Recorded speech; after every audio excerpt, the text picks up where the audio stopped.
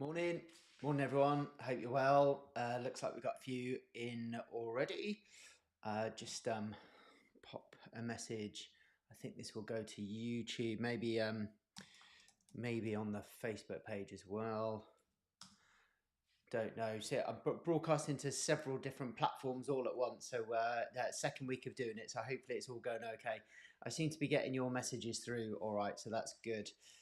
So we had a good session last week. Had some really good, interesting questions as well, especially about testing. And so we're going to touch on that a little bit this morning because it can be quite frustrating. You're kind of taught a bunch of tests and then said that this is what they show, and then we find out that that's not the case.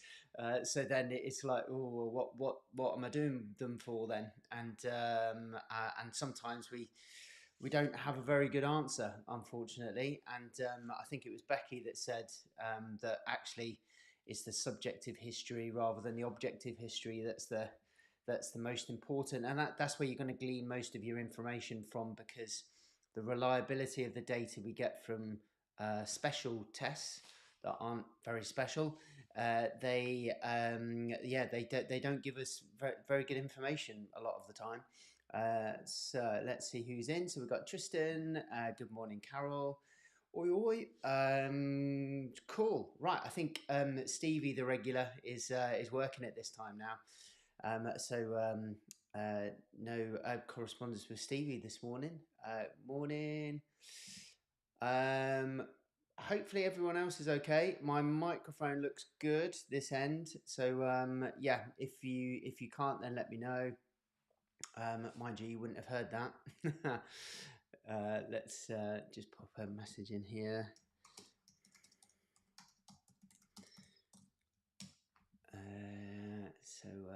Yeah, I've just popped a message in, so we'll soon find out.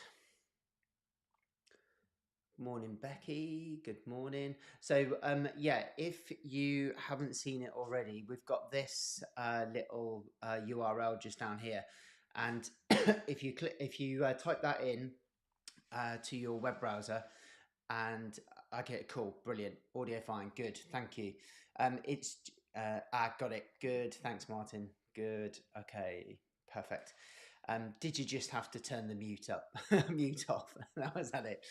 I've done that so many times on this. I've been on mute and talked for about 5 minutes and then realised what I've done. Right then, let's get going. Here we are. Let's get rid of that. Cool. So yeah, what we're going to start adding in now. Yeah, at least you're not live on air. What we're going to start looking at now, what we're going to start including. So last week we did the bony anatomy of the hip, and this week we're going to cover some of the connective tissue around the hip. And at the end of each of those sections, we're going to do some pathology that relates to that particular part of anatomy. So obviously there's lots of different hip pathologies that you can get, lots of referred symptoms and da-da-da. Yeah, it's easier if you kind of chunk it into anatomical areas.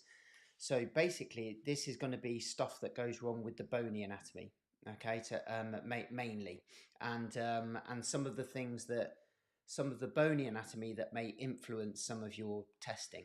Okay, so apologies if you've seen this before or so similar before. Let's just get rid of that. There we go. So we'll have a look at these, because these seem to go down quite well last time when we did the lymphatic system. So first one is, and we'll fly through these so we get to the anatomy. So hip dysplasia is one of the first ones that we'll look at, and this is what it is. I'm just going to move me out of the way, make it smaller. There we go. So we've got changes to the ball and socket joint.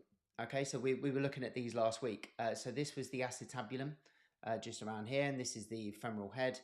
And when we've got dysplasic hip, it's a developmental condition where the ball and socket does not form in the babies and young children.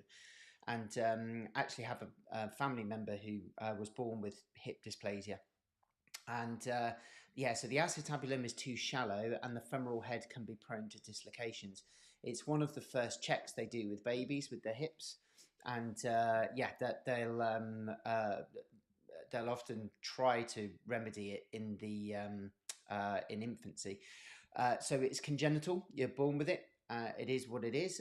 But that's basically what's happened. So obviously knowing the bony anatomy will help you realise what hip dysplasia is. This is the whole point of this kind of section. So signs and symptoms are often found in girls rather than boys, and the family member was a girl. Usually the left hip, but can be both.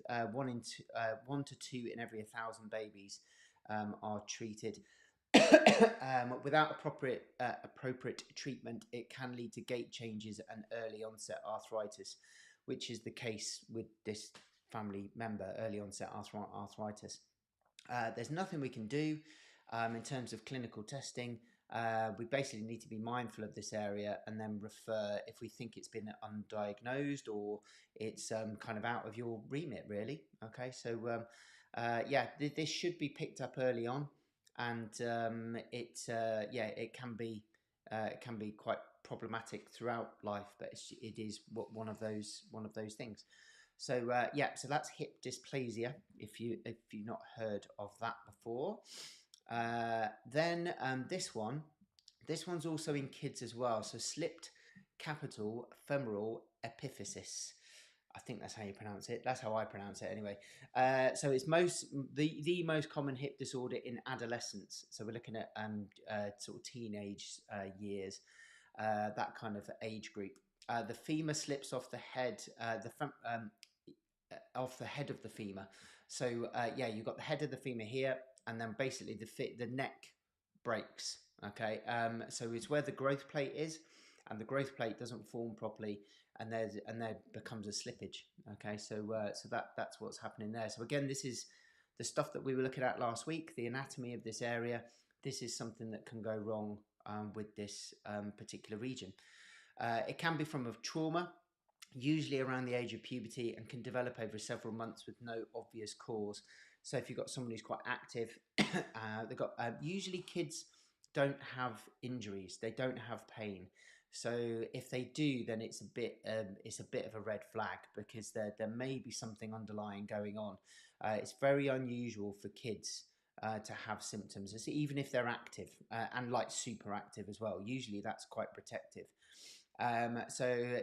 Stable, if it is stable, they can weight bear, maybe limping, groin pain, increased external rotation because of the you don't have to rely on the hip socket for the rotation. It's coming from the broken femoral neck. And then if it's unstable, they won't be able to weight bear even with crutches, and that's an emergency referral. Sudden pain after a fall and an obvious leg length discrepancy are some of the key things to look out for, although they may not always be present. Okay, may not be so obvious. Anything where anybody falls, I'm always a bit worried. I always say fall equals fracture. Or had that drummed into us in osteopathy school. So anybody who falls, I'm always a bit wary that they may have a fracture. Risk factors of obesity, family history, endocrine metabolic disorders, thyroid, and between 10 to 16 years old. It's because of that growth plate not fully formed at that time. Morning, everyone, coming in. So that's another fairly common in adolescence. but specifically for the hip joint. Okay, so next week we'll have a look at the connective tissue after we've covered that section. And then these are some of the anatomical implications for functional testing. So some of the tests that we were talking about in the group this week, and also last week, some of the questions that came through, and I mentioned things like Gillet's test, Stork test, that kind of thing, and there being changes in the anatomy that we use as landmarks to measure. And how do we know if we're measuring the function, which is what it purports to do, or whether we're just identifying differences in the anatomy? Okay, and we really don't know. So that's why the reliability and validity of those tests is questionable. We've got some other issues as well. So we looked at the femoral neck and the femoral head. So this is the neck and this is the head. This is the greater trochanter that we looked at last week, and the lesser just around here. And it's all great on the anatomy in the anatomy books, and everybody's the same, and you don't expect any difference. So we'd expect an angle of around about between 126 139 degrees roughly as a normal inclination of that region. Okay, but you can have an increased angle or a decreased angle, and what will happen then is it will change the position of your lower limb. So if you have quite a high angle, then that means you're likely to be bow-legged or have coxa valga. If you're have got a decreased angle, then it's more likely to be knock-kneed, okay, and coxa. So you'll see it all the time on Facebook, where there are pictures of people where their knees go in or their knees go out, and people are going, "Oh, do these exercises to fix this, this, and this." Sometimes it's not a fix that you can do with exercise. You cannot change the shape of the neck inclination. It is what it is. Okay, so that may be completely normal for some people. So if you're and this is my big problem with postural analysis, because we have no idea about what is going on with the bony anatomy of these people to present as they do, and it can be entirely normal, and they're absolutely fine. There's no problem. I think the issue comes when they do have pain, and then somebody analyzes this and say, "Oh, you've got bow legs, and that's the reason why your knee hurts." And actually, they've had that all their life, and they've been absolutely fine, but they've just increased their mileage in running. So it was the increase in mileage that was probably the thing that caused the knee problem. And actually, the anatomy is not to be worried about. But then obviously people get hung up on the anatomy and then trying to fix their bow-leggedness. So it's same with pronated feet, supinated feet, exactly the same with that as well. And then we've got different so obviously different angles of inclination, but then have a look at these. So these are all different types of femur. The femoral head is slightly different. We may have torsions in the femur as well, so we can have a femoral torsion, and we'll have a look at that in a second. But also, sorry, my phone's just going. Let's get rid of that. So, but also the knee valgus is essential in sports. So if you come into a knock-kneed position and you play sports where you change direction, then it's essential that you're able to tolerate that position. Okay, so something like basketball, something like this, where the knees will come in and you're doing a crossover type move, and you want to change direction really quickly, you will go into a knee valgus position, and it's and you should do, because you have to.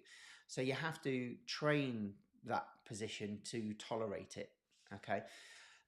So it's not a bad thing. Sometimes it can be irritating. Yeah, so if you're not used to it, then that position can irritate the knee. But if you keep on doing it, because that's the sport that you play, then you'll be able to tolerate it and it'll be fine. So these are some other common faults. We've got, would you change these duck feet? So this is something from Posture Direct. Would you expect any less from Posture Direct? How to fix duck feet posture. Okay, so that whole article on that. and that these are the things that I was talking about. These are the things that we usually see. But what you might need to consider is the fact that the neck of the femur is a different angle. Okay, so not a steepness angle, but a rotational angle in the transverse plane. So we've got something called anteversion and retroversion. So an anteverted and retroverted hip. So if you've got excessive femoral anteversion, so this is like a foot straight position, and this is it in a neutral position. Look at the position of the foot here. Yeah. So what it will do is it will naturally mean that someone will stand with a toe in position if the angle of their hip joint is anteverted, so it's coming forward. And then we've got this one here, which is retroverted, so it's slightly more open. So this would be the position of their hip when their foot is in a normal, front-facing position. And this is it when the joint is centrated, when it's in the middle of the joint. So you can see they've got a toe out position, so the duck foot position, yeah? So how are you going to fix that twist, like something like that, in the hip? Not with exercise, okay? Sometimes there can be some muscle fatigue. Yeah, that's fine, and the exercises will help. But it may be a bony anatomy thing, and you can do a test called Craig's test, which will help you identify that. So you can Google that. But if someone feels comfortable having their feet in that position to exercise, then don't force them into a toe straight position, because the angle of inclination both ways in their hip may be different to what you expect in the norm. Okay.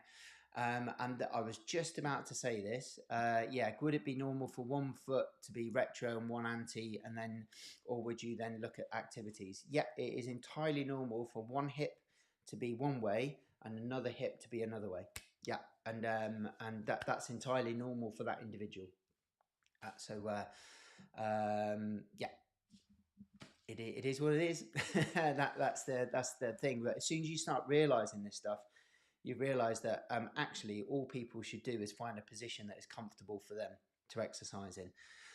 If you try to normalize their foot position by having it straight ahead, whether they're anteverted or retroverted, look what's going to happen to the hip joint. Okay, so the acetabulum is going to get pinched. So the head of the femur will approximate with that acetabulum, and it will be sore, it will be pinchy in their hip, and it won't be nice. They won't be able to squat deep, yeah, if indeed that's what they want to do. Okay. Yeah, I think this is just another picture of it. Yeah, so we've got anteverted, increase. So this is normal. Sorry. Then we've got increase anteversion, increase retroversion. So it will force your foot out or force your foot in. So if you're analysing gait, for example, that kind of thing, you're watching someone run, looking at the position of their foot, we need to think about the bony anatomy as well, and actually that might just be completely normal for them. Okay. And that can lead into this. So this is linked into FAI, so femoral acetabular impingement. And you can have two types of lesions. You can have what's called a cam or a pincer. Okay, so this is the acetabulum that we looked at last week. This is the head of the femur. And these little projections here are the labrum, which we're going to have a look at today. So a normal movement of the hip is that there is a space for the femoral head to move within the acetabulum. Okay, if there is an increased size of the kind of width of the femoral head and it doesn't fit into the socket very well, then it can get caught on the cartilage of the acetabulum and the labrum. So you can end up with a labral injury. Okay, so that's called a cam impingement, when the femoral head is slightly enlarged. It's not spherical, it's kind of oval shaped. So as the femoral head is moving, it's getting caught on the acetabulum. So this is a pincer, and a pincer is the opposite. So this is when there are changes to the acetabulum. So here's a normal acetabulum, so there's nice amount of room all the way around, and there's movement available here. Now here we've got an increased bony growth on the acetabulum, and that is pinching on the femoral neck. Okay, so that's a pincer. So if you think about pincers, like trying to grab something, and then a cam is like an oval shape. If you've done like, if you remember that from school, so that those are the two different types of impingements at the hip. Changes in the hip again can be completely asymptomatic, and if you scan loads of asymptomatic people, they usually have these kind of differences. Okay, so it may be or may not be linked to pain and pathology. Usually the pain comes about from similar with osteoarthritis in the knee. It's the inflammatory response to these particular issues. So it's the inflammation that's causing the symptoms rather than the bony anatomy itself. Okay. Cool. Yeah, so this is a nice slide just to finish that off. So this is a normal hip where you've got nice amount of space. This one is a cam. So you got an increased bony anatomy on the femoral head or femoral neck. And then this one here is your pincer when there's an increase in bony anatomy of the acetabulum. Okay. Cool. I hope that makes sense. Yeah. So that's linked into last week's anatomy. So let's have a look at this week's. Oh, I've skipped forward a few. Here we go. So we're going to have a look at the connective tissue of the hip, and some of the things we've already mentioned. And what we'll do next week is we'll add in some of the pathology of these tissues. Okay, so we'll start to add them as we go. So the connective tissue around the hip then, so not the bony anatomy. I'm going to have a look at the ligaments of the pelvis, and they are split into two main areas. So we've got posterior and anterior ligaments. So these are some of the anterior ligaments. So going back to the anatomy from last week, this is the iliac crest. That's the ASIS, so that's the one at the front of your pelvic brim. There's your pubic bone just there, okay? Pubic symphysis just here. There's your spine, okay? And then there's your sacrum just there. So lumbar spine and sacrum just there.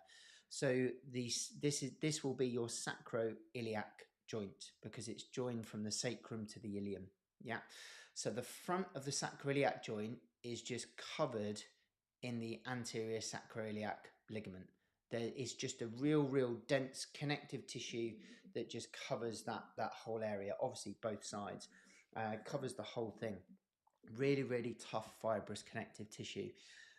Then at the top here, and again, once you understand the names of the anatomy, then it helps make the ligaments make sense. So iliolumbar ligament goes from the ilium, which is this part of the pelvis, up to the lumbar spine. Okay, so we've got a ligament here, iliolumbar ligament. That was a classic. Whenever anybody came into osteo clinic when I was a student, they always used to get diagnosed with an iliolumbar ligament sprain because everybody had sort of pain around that area. I would say everyone, a large majority of people. And then I was speaking to a back surgeon a little while ago, and he said in all his like 20 odd years of doing back surgeries, he had never once seen a sprained iliolumbar ligament. and then it made me think about the mechanism of spraining that ligament. I was like, how the hell do you create enough movement from there to there to be able to sprain that ligament? The movement there is really minimal. So it got me questioning that diagnosis, and I think it's overdiagnosed somewhat. And then we've got this region here. So again, knowing the bony anatomy will help you with the ligaments. So we've got the sacrospinous ligament. So this comes from the spine of the ilium, the iliac spine. Let me just grab the model. If you remember this, we talked about this a few times. It'll just go back to the bigger screen a sec. Hopefully, be able to see it a little bit easier. Get rid of that. Okay, just lift him up a little bit so you can see. So there's your greater sciatic notch. Ooh, I knew that was going to happen. It's going to come off the stand. There we go. So there's your greater sciatic notch, and then that's the spine there. Okay, so we talked about that little prominence there between the greater and lesser sciatic notch. Yeah, so that's the spine where the sacrospinous ligament. Oh, it's going to be a nightmare now. Rest down there. There we go. So that's where your sacrospinous ligament attaches. So this one, just here. So there's the spine that we were just looking at. Okay, so the spinous process there, and then it attaches onto your sacrum just there. Okay, so what that ligament does is it provides a separation between the greater sciatic and lesser sciatic notch. Okay, we'll have a look at it in a second. And then this one just behind it, this is your sacrotuberous ligament. Have you got a name? Yeah, there you go. So that's how to spell it, sacrotuberous. So that goes from the sacrum to the ischial tuberosity. So that's why it's called sacrotuberous. So it's one that's more posterior. Okay, and if we have a look here, there we go, you can see that one there. So there's your sacrotuberous. So ischial tuberosity is here. So that's your bum bones that you sit on. And then it will go into the sacrum just there. We've got posterior sacroiliac ligaments as well as the anterior ones here. Okay, and then there's that pesky iliolumbar ligament just there.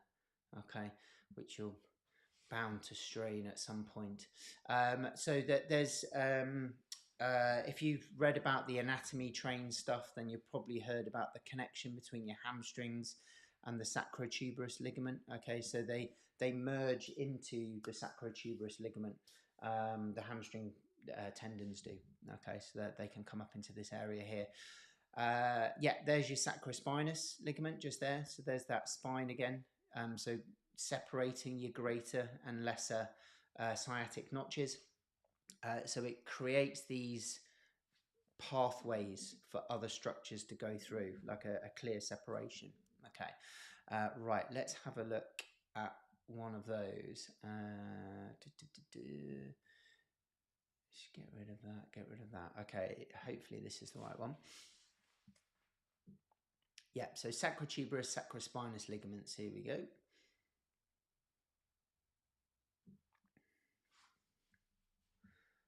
Just make sure I've not missed any questions. Okay, so there's your ilium. Oh, there we go. There's your sacrum. Just pause that there. Yep, so there's your ischial spine. So there's that little projection that I was just talking about a second ago. There's your sacrotuberous ligament because it's going from the ischial tuberosity up to the sacrum. And there's your sacrospinous ligament going from the sacrum to the ischial spine. Okay, and you can see there it's got you've got the greater sciatic knots just here and then the lesser just here. So that will become useful later when we start to add on some of the other tissue. So there's your ischial spine. So you can see those two separate areas there. Sacrospinous ligament going across there. Sacrotuberous there onto the ischial tuberosity. And then this round the front that we haven't really looked at yet. This is your obturator membrane. So this is a really good view actually. So this is the inside of your pelvis now. There's the greater sciatic notch. There's the lesser. Sacrotuberous ligament just here. Sacrospinous just there. Okay, just play that through. Okay, so when we start having a look at the nerves and some of the muscles as well, they pass through each of those notches. So there's your lesser sciatic foramen. Okay, so there's the notch there, but the whole thing is called the foramen. So it just means an opening. And then there's your greater sciatic foramen just there. Okay, so sciatic nerve will pass through that greater sciatic notch, greater sciatic foramen area. Pubic bone, and then there's your obturator membrane. So that area at the front, there's usually on the anatomical pictures, there's a hole there. It's called obturator foramen. So basically a hole where the obturator vessels go through. And you can see some little holes in it. Yeah, and that will be useful again later on when we start to add on the blood supply and the nerve supply for around the hip and the pelvis region. Oh, there you go. So your obturator nerve and blood vessels go through there. And I think that was it for that one. Yeah, cool. So hopefully that makes this a bit more real. Okay, so what did we just have a look at? So that ligament there, so sacrospinous, sacrotuberous just there, and how it forms those, well, from the notches forms the foramen. Okay, so those are some of the ligaments of the pelvis. You've also got the pubic symphysis at the front. Okay, we talked quite a bit about that last week. Yes, the articulation between the pubic tubercles. So those are these bits at the front, just here and here. And we were talking about assessing those last week and the fact that they can be different sizes. So sometimes you think that there's a torsion in the pelvis, but actually it's just that one is a bigger lump than the other.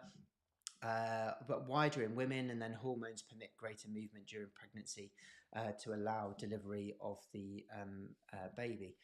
So yeah, this is what we were just looking at, another view, and then we'll go on to the acetabulum. What time is it? Oh, we've got plenty of time. Good. So there's your anterior sacroiliac ligaments just there. There's the obturator membrane. Okay. There's the hole at the top of that membrane where the vessels will come through. So we'll keep that in mind for later. Sacrotuberous ligament just here, and then sacrospinous just there, forming these foramen, the greater and lesser sciatic just there and there. Okay. And then this is a side view. We can see some of the ligaments that we've already looked at. So posterior sacroiliac, sacrotuberous, sacrospinous, obturator membrane just here, pubis just at the front. Okay, so pubic tubercles there. And then this bit is a new bit. Okay, so we've obviously looked at the acetabulum before. So we looked at the socket. We've looked at some of the pathology of the socket in terms of the bony anatomy, what can happen. But now we're starting to add on some soft tissue. Okay, so some of the connective tissue. And you can see this kind of rim of tissue just around here. Okay, so the lunate surface of the acetabulum, remember it's kind of moon-shaped surface, is covered in a connective tissue. And then there's this little ligament in here. You see that one there? So that's the round ligament, or the ligamentum teres. Okay, well, on here as well as another name, ligamentum capitis femoris. Okay, so basically that ligament there, that attaches to the femoral head. Okay, so you'll see it in a second. Let me just get that video for you. Yeah, here we go. So this is the acetabulum.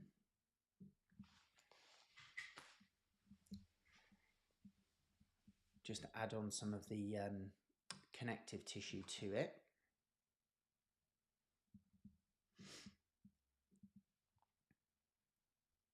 Right then, there we go. Okay, so the femoral head has been taken away, and you can see the kind of outer rim here. So this is called the labrum. Okay, so that this semicircular lunate shape is covered in something called a labrum, which is a connective tissue. So we've got the acetabular fossa. There's your labrum all the way around the outside that helps to deepen the socket. Okay, so the femoral head will fit in there, and then there's the ligamentum teres just there. Okay, and there's the other end of it there. All right, so that's that bit just there on that picture. Now that is really important. I think it's on the next slide. No, let me just go forward a few. Bear with me a sec. There we go. Yeah, there we go. Okay, cool. So there it is there. So we've got one end on the head of the femur, and then the other end in the socket. So that's what you've just seen on that video. So let's just play that video again.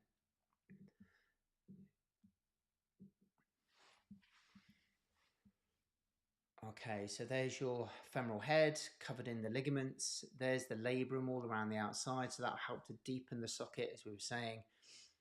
And then that little bit there poking through is your ligamentum teres. So there's the acetabular fossa, so basically just the dip in the acetabulum. There's the labrum all around the outside. And then finally, this little bit of connective tissue here. So that's the ligament of the head of the femur, ligamentum teres. Basically, teres means round, so round ligament. And there it is there. Okay, so the importance of that, we'll look at it a bit more next week when we look at the pathology. But the blood supply for the head of the femur comes through, or most of it will come through that ligament. Okay, so if there's a problem with that ligament, and if we look back at the pathology that we've just seen, so if you have any kind of dislocation or slippage of that femoral head, then that can disrupt the blood supply to the head of the femur, which then causes it to necrose and then die.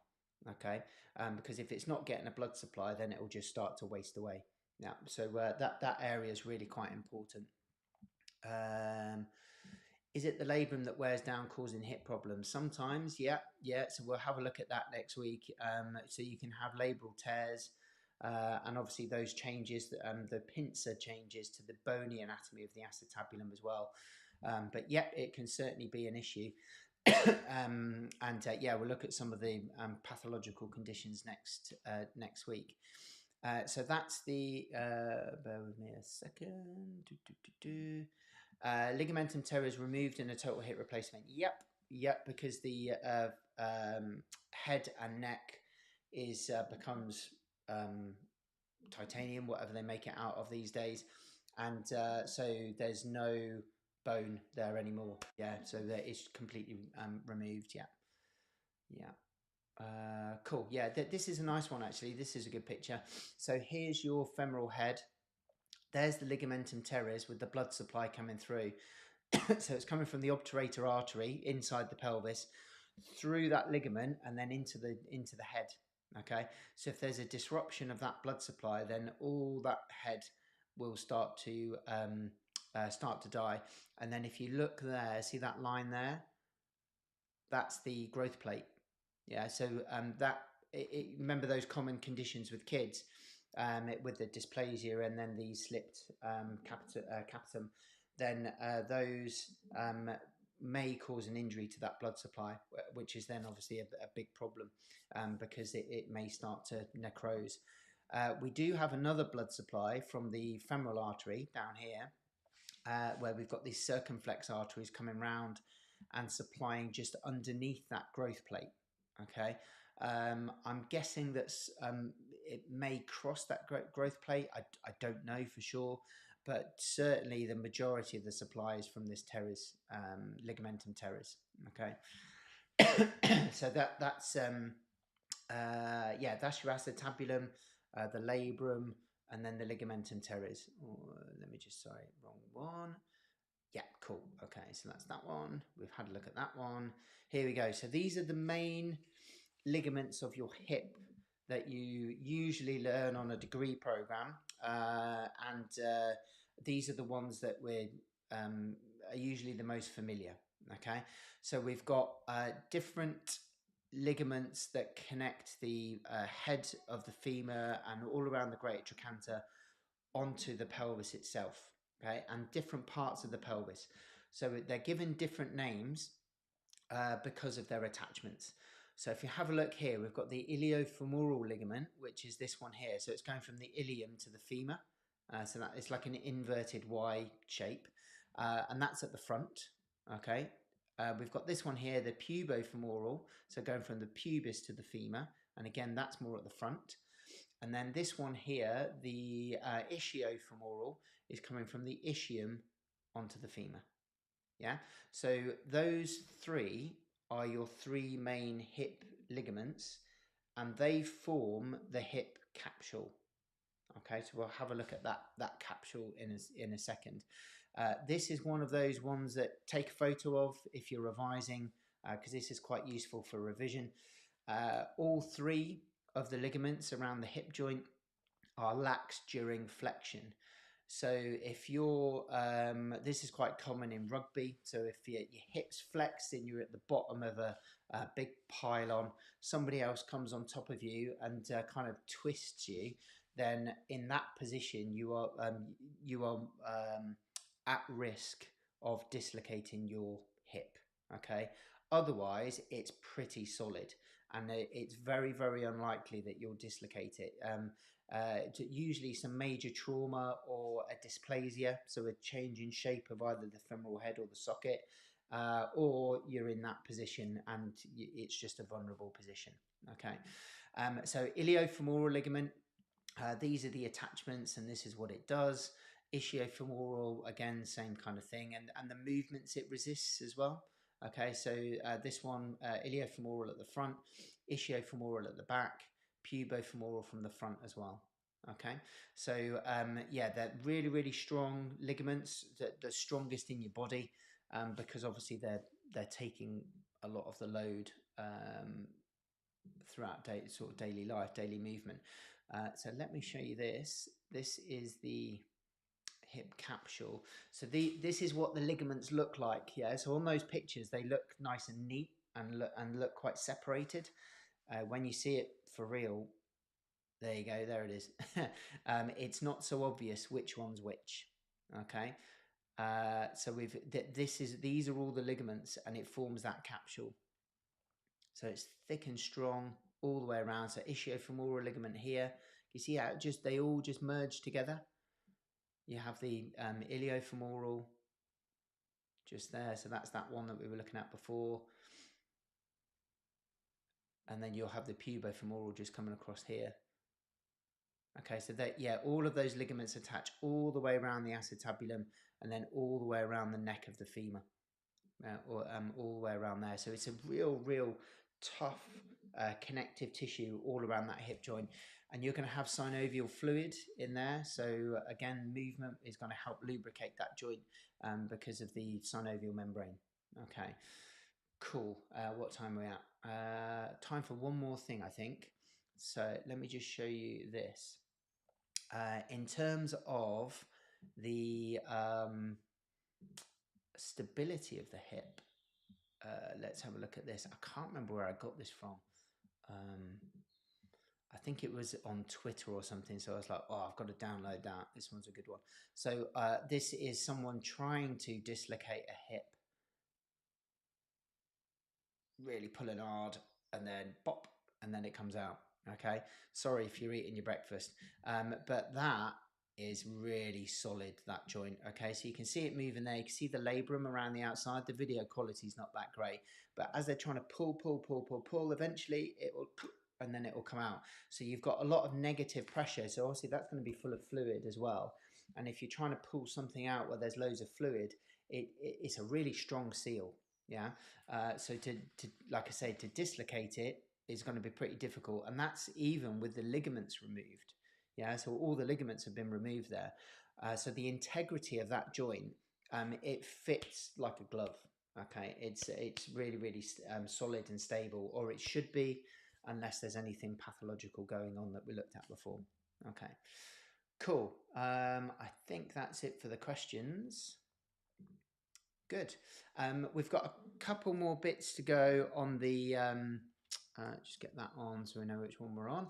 A couple more bits to go on the connective tissue, so we'll finish off that next week, and then we'll add on the pathology of things like the labrum, dislocations and the ligaments, all that kind of stuff. Yeah, exactly. Yeah. Ever tried to pull apart two glasses when there's water between them? Yeah, definitely. It forms a very strong bond. Yeah. I know exactly what you mean. Yeah, that's a good analogy. I'm going to nick that for next time. Yeah, hopefully that was useful. So that's the pathology of some of the bony tissue, and then an introduction to the connective tissue. And again, we'll have a look at some of the pathology that can occur with that area of anatomy as well. And then we'll move on to the muscles and tendons next. Okay, cool. I will see you next Monday, 10 o'clock.